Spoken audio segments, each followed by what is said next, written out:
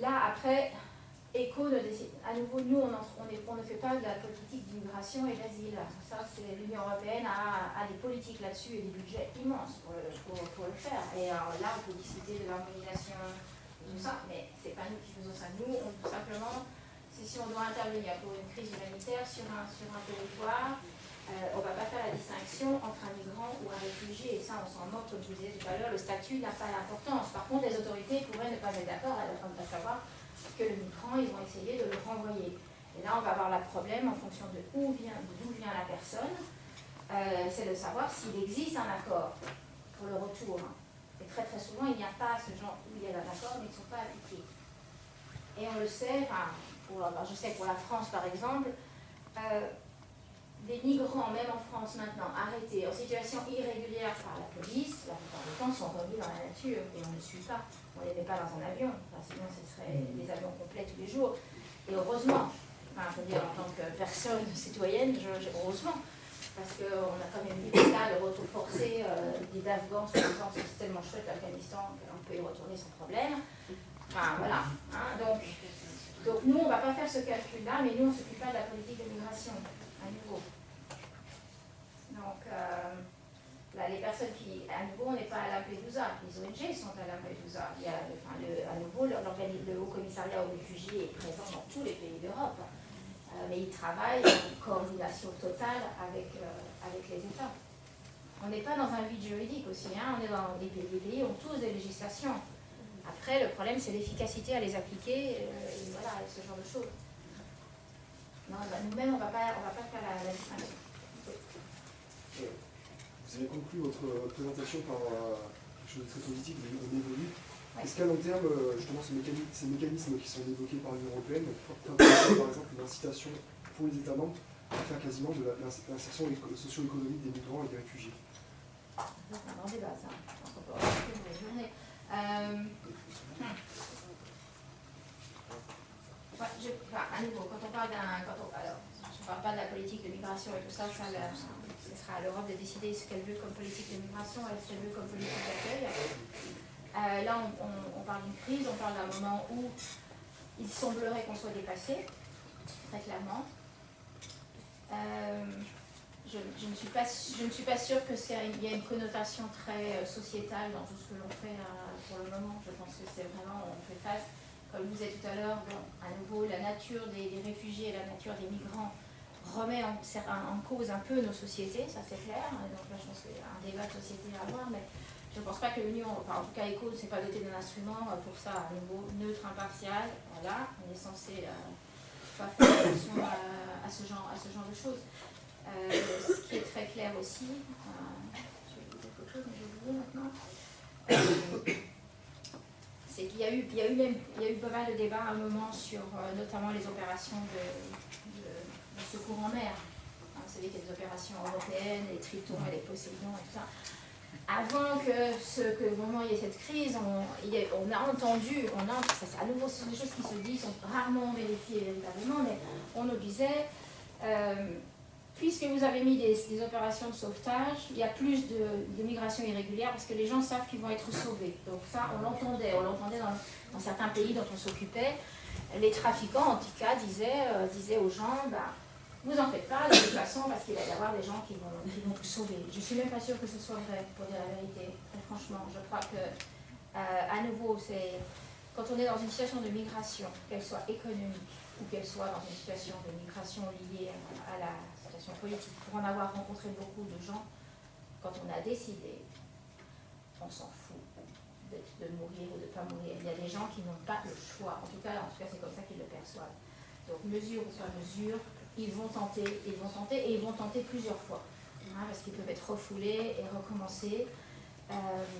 Est-ce qu'ils ne croient pas aux histoires ou est-ce que vraiment, et moi j'ai rencontré des gens qui sont tellement désespérés, alors on parlait, je vous disais tout à l'heure, c'est mineur, mais pour être allé dans les camps de réfugiés érythréens, et rencontrer des enfants de 6 ans qui ont traversé la frontière seuls, parce que soit ils sont restés avec leurs grands-parents et ils savent qu'ils ont une mère au Danemark, je ne suis même pas sûre qu'ils savent où c'est sur la carte, très franchement, mais ils ont traversé seuls. Alors quand je dis seuls, ça ne veut pas dire seuls, parce que bien sûr, les gens se regroupent, ils savent, en fait, c'est sûr que de l'autre côté de la frontière, l'armée éthiopienne va ramasser tous ces gens et va les emmener dans les centres de transit. Donc, il y a des degrés différents de quand les gens partent. C'est soit ils savent minimum ça. Après, il y en a des gens qui sont organisés, ils savent qu'il y a un passeur qui va éventuellement les emmener plus tard ailleurs. Et puis il y a ceux qui attendent qu'il y ait quelque chose qui se mette en place. Et le cas érythréen est intéressant parce que c'est une majorité de mineurs non accompagnés, que ce soit garçons ou filles, qui sont des bons candidats aussi au resettlement, notamment aux États-Unis. Ça, c'est une bonne population chrétienne d'origine. Et voilà. Donc, mais il y a des cas quand même incroyables, hein, vraiment des cas incroyables.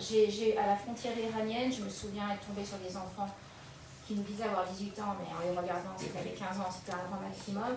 Eux, ils avaient été pris avant de passer la frontière, donc le HCR les avait mis dans une tente pour les renvoyer d'où ils venaient. Il n'y avait pas besoin de parler afghan pour savoir qu'ils allaient recommencer. C'était clair dans leurs yeux qu'ils avaient déjà leur chemin. Alors, c'était avant la crise migratoire, donc pour arriver jusqu'en Grèce, et puis après l'Angleterre, on va dire. Donc, la décision, pareil, j'ai vu à Djibouti, qui est alors un endroit vraiment pour traverser pour le Yémen. J'ai rencontré beaucoup de jeunes Éthiopiens, donc là, complètement en migration économique, qui voulaient aller travailler soit au Yémen, soit en Arabie Saoudite, qui arrivaient, hop, il y avait la guerre en Yémen, ça ils ne le savaient pas, parce que le temps qu'ils voyagent, quelquefois, ils ne savent pas qu'entre-temps, il y a la guerre. Donc, certains faisaient vraiment demi-tour, mais en disant dès qu'on peut au moins. Et puis il y a d'autres qui disaient guerre ou pas guerre. De toute façon, ce que l'on a quitté est tellement horrible que ça peut être que mieux. Donc voilà. Je pense que ça, c'est un... Puis à nouveau, c'est pas un phénomène nouveau. On parle de la migration maintenant, mais ça a toujours existé. Enfin, les gens ont toujours bougé. On ne peut pas que l'histoire, on ne peut pas le couper. Mais je ne pense pas que l'Union européenne est une politique d'intégration à la base. C'est pas une compétence, je pense, en particulier pour l'Union européenne en tout cas. Pour les États membres, certainement.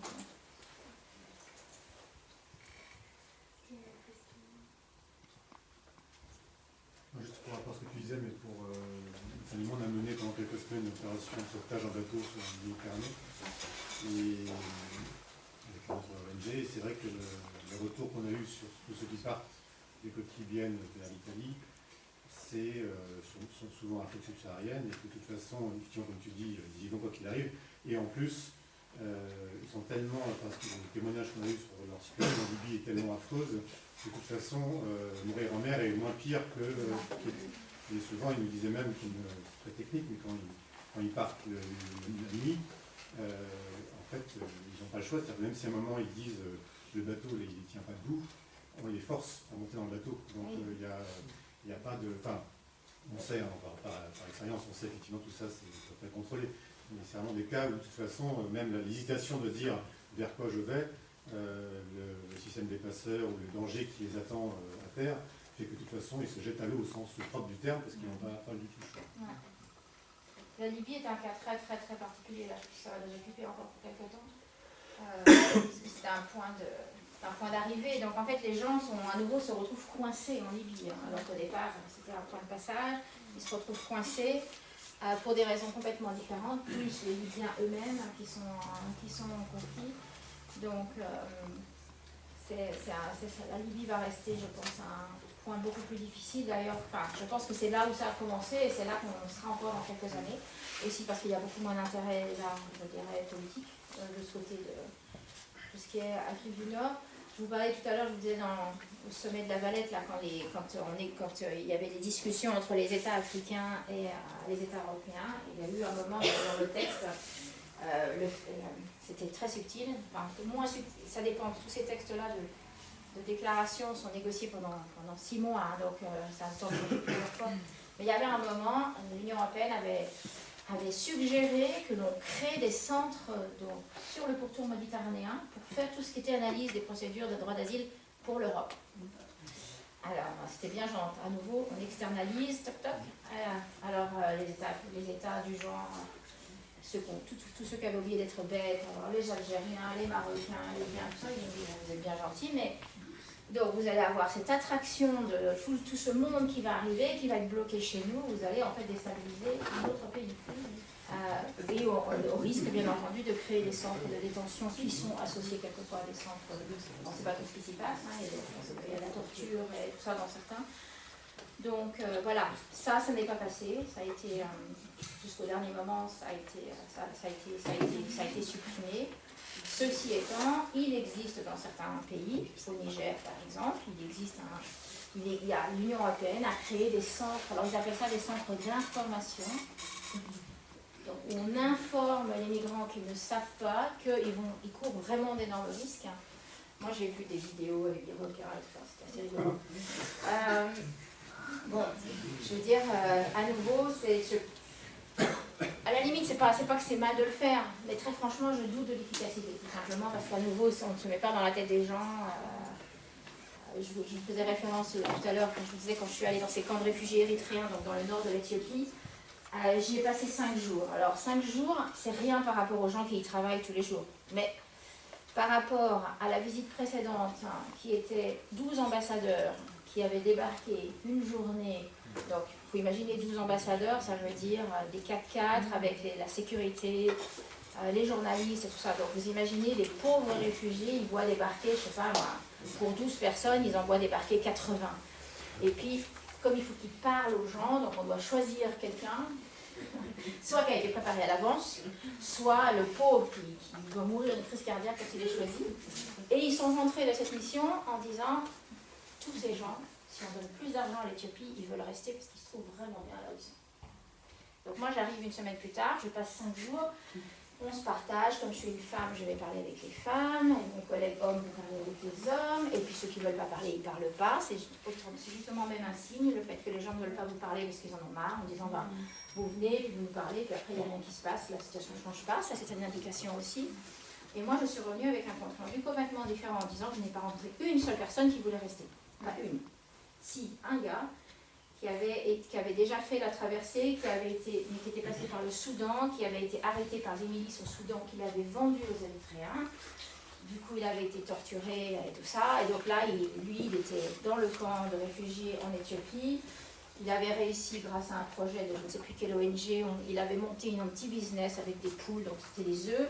Il s'était marié avec une fille du camp. Et voilà, pour lui, c'était hors de question de tenter un autre trajet et de se il nous a fait voir ses cicatrices et tout ça. Lui, il savait ce que c'était, il ne voulait pas recommencer. Mais ça, c'est une personne sur 500, quoi, on va dire. Et qu'est-ce qu'on peut... Qui est-on pour juger de ça? Voilà. Oui. La semaine prochaine, je crois, il y a le sommet humanitaire à Istanbul. On peut en attendre quoi, d'après vous?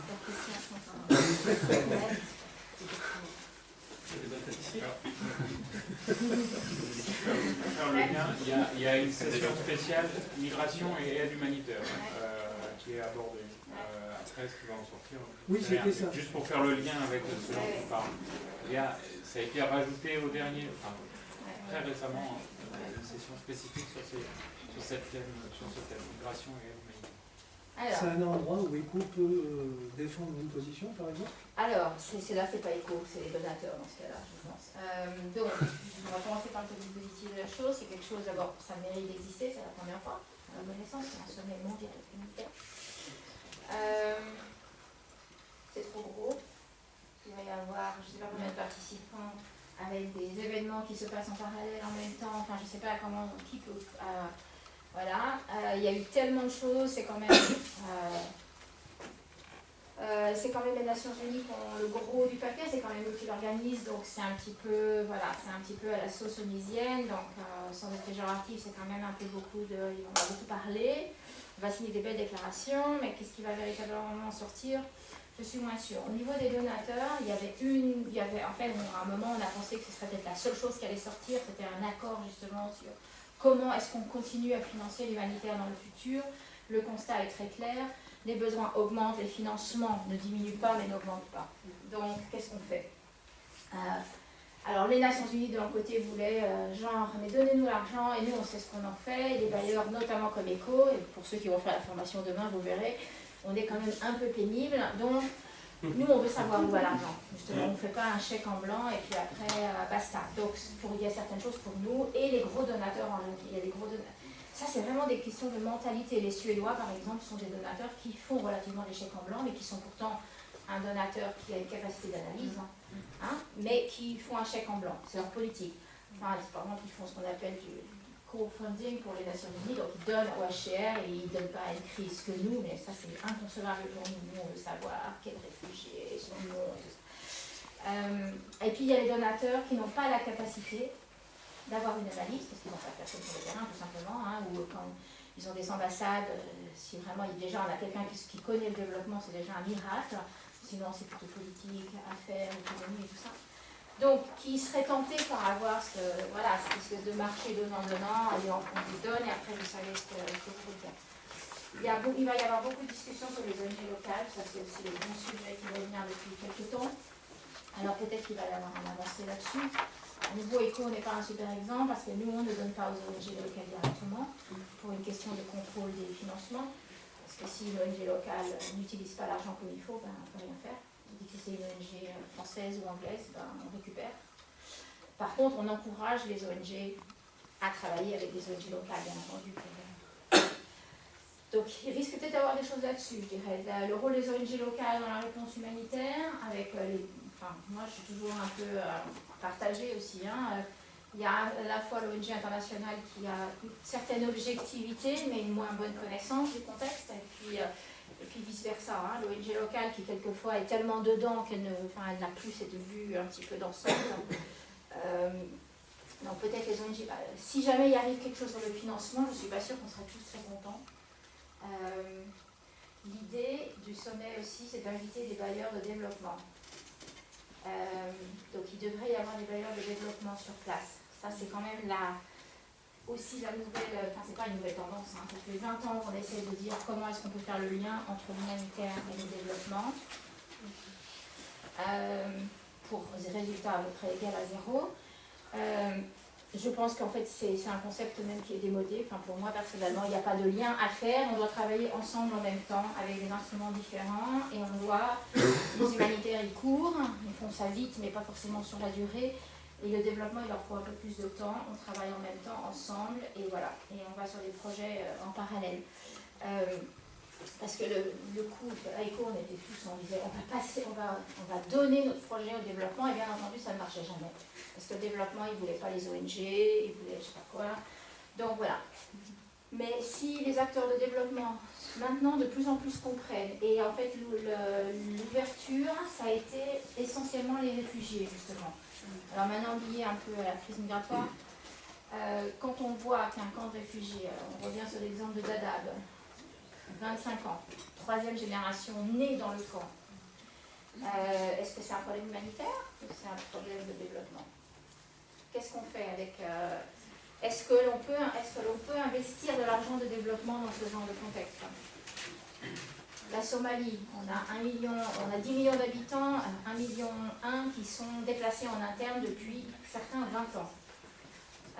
Voilà, ça c'est un problème de développement, très clairement, parce qu'il faut que ces gens puissent s'installer là où ils sont maintenant, parce qu'il n'y a aucune chance qu'ils retournent dans les zones d'où ils viennent. Donc peut-être aussi ce sommet va peut-être permettre d'ouvrir les yeux à certains autres. Mais très franchement, moi je pense que c'est bien que ça existe, mais je ne pense pas qu'il faille en attendre énormément. Mes collègues qui travaillent sur ça depuis 3 ans ne vous diraient absolument pas la même chose. C'est comme tous les sommets, c'est comme tous ces genres de choses, ce qui est plus important, c'est la préparation que le sommet lui-même. Ce qui a été important, c'est les discussions qui ont eu lieu avant, peut-être des compromis qui ont déjà été faits, des discussions qui ont eu lieu entre les bailleurs, entre les partenaires, pour un peu essayer d'arriver à quelque chose, parce qu'on ne peut pas arriver à un sommet humanitaire et tous en train de se taper dessus, en disant mais je ne suis pas d'accord avec les Nations Unies, mais non, mais les ONG sont trop petites. On doit arriver avec un certain standing quand même. Donc je pense que le travail préparatoire est plus important que le sommet lui-même. Et puis après, il y aura sûrement quelques déclarations, et voilà. Mais est-ce que ça va changer là? On saura ça dans une semaine. On va attendre trop longtemps, le suspense, c'est pas énorme. Donc voilà, je ne peux pas vous en dire plus parce que c'est très large. Et je pense qu'on va parler de tout. le fait qu'il y ait quand même quelque chose sur la migration, ça montre très bien, je vous disais tout à l'heure que nous, on a commencé notre réflexion en interne il y a quoi, il y a 2 ans ou 3 ans à tout casser. Avant, un migrant pour nous, alors là vraiment c'était... On ne savait pas que ça existait, enfin on savait que ça existait mais c'était pas pour nous. Donc voilà, à nouveau ça montre l'évolution, ça sera peut-être il y aura peut-être sur ce débat-là un point qui sera fait en disant voilà, on se moque du statut, ce qui est important c'est les besoins. Déjà, rien que ça pourrait être intéressant, par exemple. Ouais. À ce propos, je me pose une question. Les besoins de ces réfugiés-là, par exemple en Grèce, ou d'ailleurs, en tout cas en de l'Europe, ça a quel sens finalement cette aide d'urgence si on sait que de toute manière la seule sortie pour eux, c'est d'avoir une véritable procédure derrière de demande d'asile, etc. Si ça c'est bouché, elle sert à... Enfin, non, c'est bien, c'est l'urgence, mais c'est un peu... Mais à ma connaissance, elle n'est pas bouchée. Hein, simplement, voilà, les capacités d'absorption sont trop importantes. On ne peut pas gérer 50 000 demandes d'asile comme on en gère 200 qui arrivent par mois. Il faudrait l'ouverture de 25 000 tribunaux avec du personnel. Ah, mais c'est pas avec les tribunaux. La détermination du statut, c'est pas des agences très spécialisées qui font ça pour les États. Donc l'aide d'urgence, pour moi, elle est là plutôt que sur le temps d'attente, entre guillemets. Ces gens-là, ils sont quand même en attendant des camps et dans des conditions, vraiment, c'est vrai qu'on n'a pas trop envie. Hein. Déjà qu'à la base, les procédures sont quand même assez souvent scandaleuses au niveau des échéances et du délai, et que les gens se retrouvent dans la situation. Là, j'espère qu'il y aura quand même, enfin, je pense que cette crise a ouvert un peu l'esprit des gens sur véritablement ce que c'est qu'un réfugié et tout ça. Mais donc, il faudrait que... On est bien clair, l'humanitaire n'a jamais résolu rien du tout, on est bien d'accord. C'est sûr. L'humanitaire, c'est on fait des pansements, mais voilà, malheureusement. C'est quand même des fonds européens, l'Europe a un gros rôle à jouer là-dedans, donc il pourrait y avoir une espèce de... Oui, bien sûr, mais... Oui, mais on est bien d'accord. Ça sert à quoi d'envoyer des fonds publics pour quelque chose si derrière les politiques... Là, c'est à sauver des vies pour le moment. Là, on sauve des vies pour le moment. Je suis d'accord, simplement. Mais il faut qu'il y ait quand même une politique, de toute manière, une politique commune d'asile au niveau de l'Union européenne. Ils en parlent depuis belle lurette. Donc là, c'est... Oui, et là, c'est les États membres. Et donc, voilà, ça, on doit tous prendre la faute aussi sur nous. Hein, c'est nous qui lisons aussi, juste par rappel.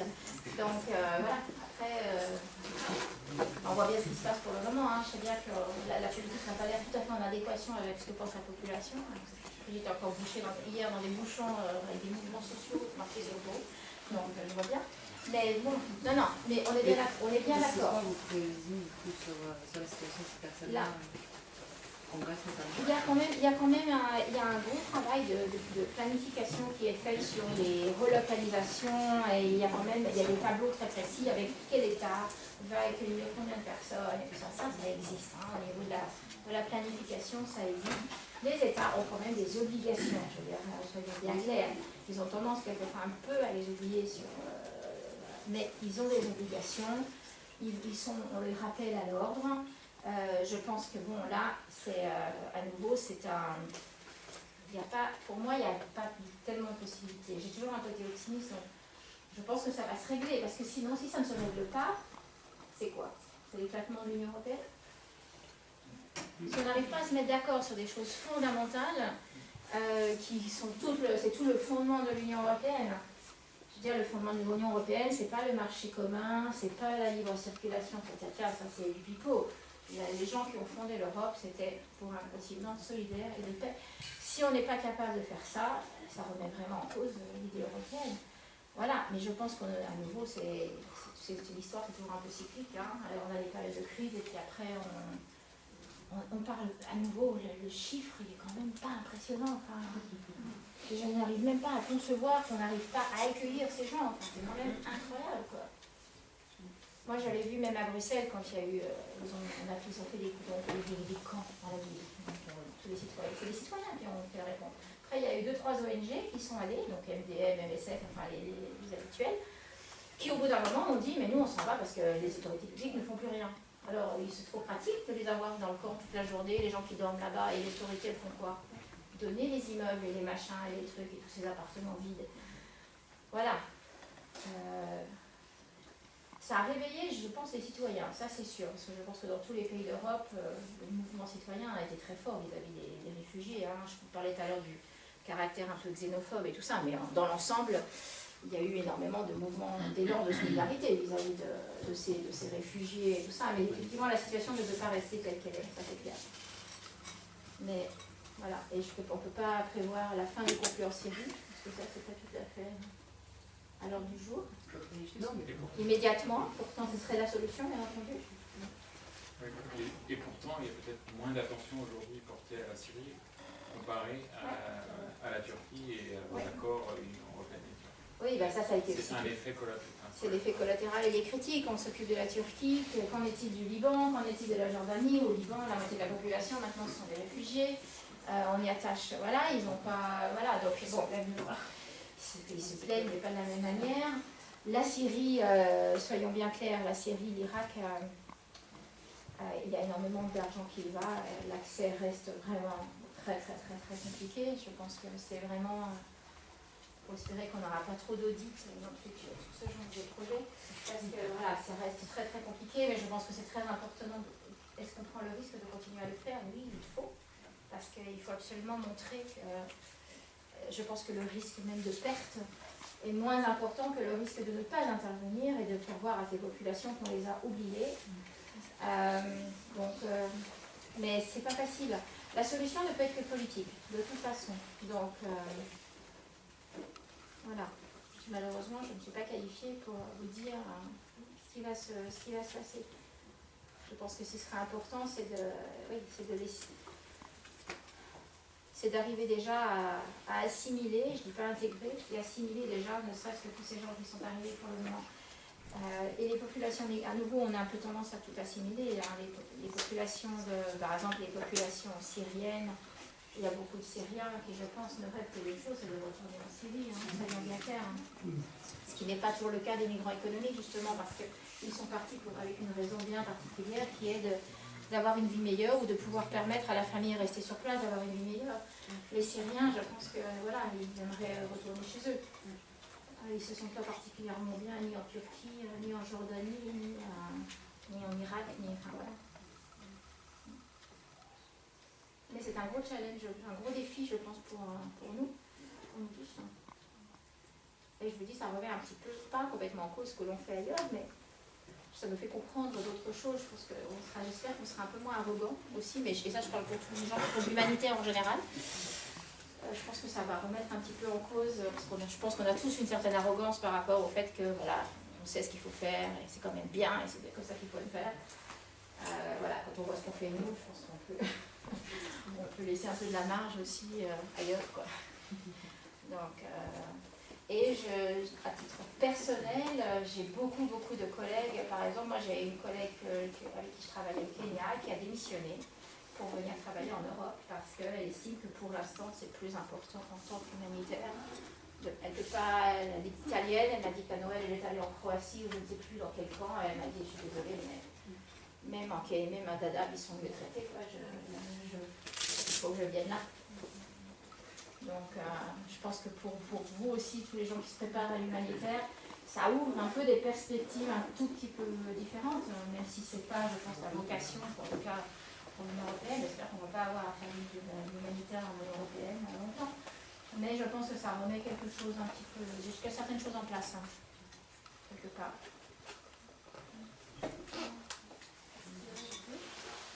Du coup, j'ai une question justement par rapport au fait que là en Grèce, vous intervenez dans un pays qui n'a pas l'habitude d'avoir ce genre d'intervention.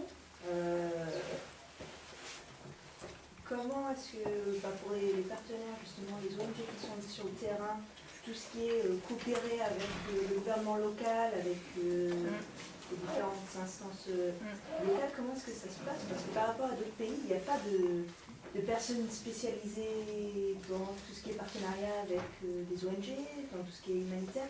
Que dans certains pays, on peut voir qu'ils ont plus l'habitude de travailler avec des ONG pour tout ce qui est important. De ce que j'entends, ça se passe pas si mal que ça, quelque part. Hein. Bon, ce qu'il faut être bien clair, c'est qu'effectivement, la coordination est très importante.